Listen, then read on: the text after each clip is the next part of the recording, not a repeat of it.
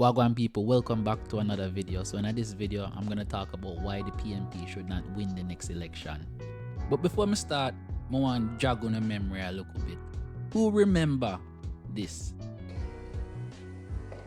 After 15 months, I am convinced that the best efforts of the security forces by itself will not solve the crime problem in Jamaica.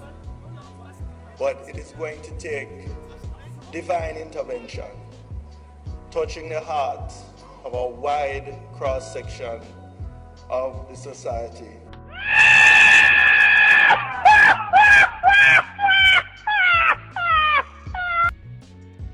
The party of divine intervention wants to come back into power.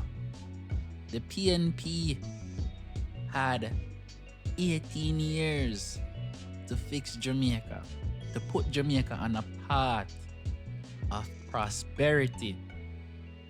And instead what them do? Them sit down on their hand.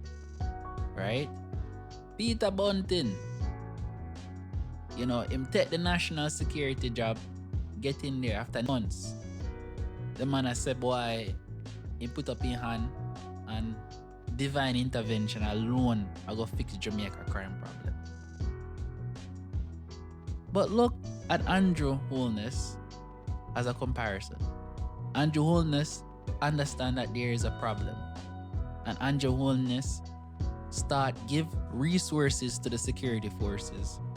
Andrew Holness invests in community building with the ZOSOs.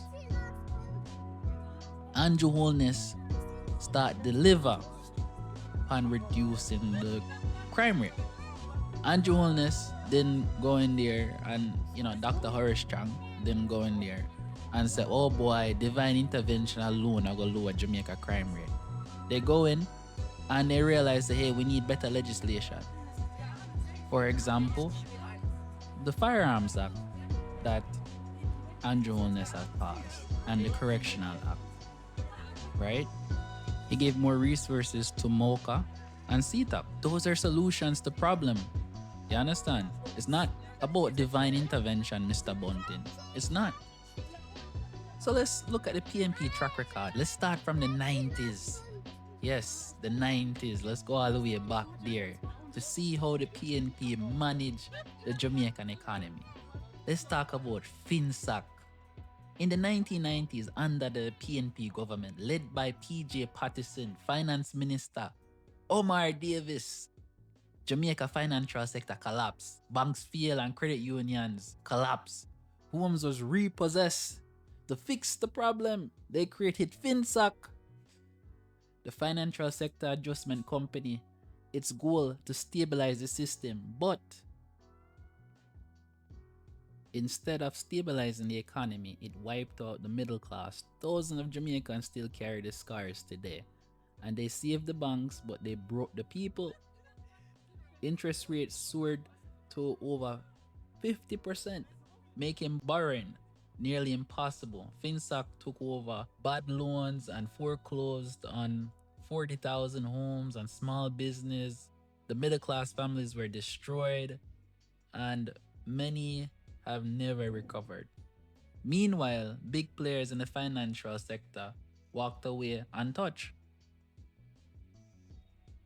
And this had long-term impact on the Jamaican economy. Like, for example, the Jamaican dollar had slid at that time. And, we had a larger wealth gap in the country. And, FinSac is still haunting us today. Let's fast forward to 2012. The PNP promised jobs and opportunity. Enter JEEPS, the Jamaica Emergency Employment Program. JEEP was a flagship plan under Portia Simpson Miller. People don't remember JEEPS? You remember when JEEPS brought down? People don't remember when Portia said she go find the money for JEEPS? Jeep is strong, it's all-weather. It's an all-weather Jeep. And it has several spare tires. The engine is really, when you rev it, it's really roaring to go. It's roaring to go, but there are aspects of it that will be driven in partnership with the private sector. I think it is critical, but it is really going for job creation. And we remember that it was supposed to create tens of thousands of jobs, particularly for young and unemployed Jamaicans. But here's the truth. Most jobs were short-term, low-wage. The Auditor General found accountability issues and the lack of transparency in how funds were managed. And many Jamaicans never saw work or the wages they were promised. Jeep was marketed as a lifeline, but it quickly turned into another broken promise by the PNP. Now let's talk about the debt, because it tells a story of a government that mortgaged Jamaica's future. Under the PNP leadership, especially from 1989 to 2007, and again 2012 to 2016, Jamaica debt spiraled out of control. By 2013, the debt to GDP ratio was over 140% of GDP, one of the highest in the world. People don't remember when Jamaica was the highest indebted nation in the world? Who remember that, people? Who remember that? We had to borrow from the IMF, which forced us to cut spending on education, health, and development. Public sector workers were forced to have wage freeze. More than 50 cents of every dollar in the national budget went to the debt. The result, a stagnating economy, crumbling infrastructure, and a generation of young Jamaicans with few opportunities. Look at today, people. Jamaica debt to GDP ratio is on the low. It's on the down. By 2030, Jamaica debt to GDP ratio is going to be under 50%. Why would we want to elect the PNP to manage Jamaica economy? Why? Why would we want to do that?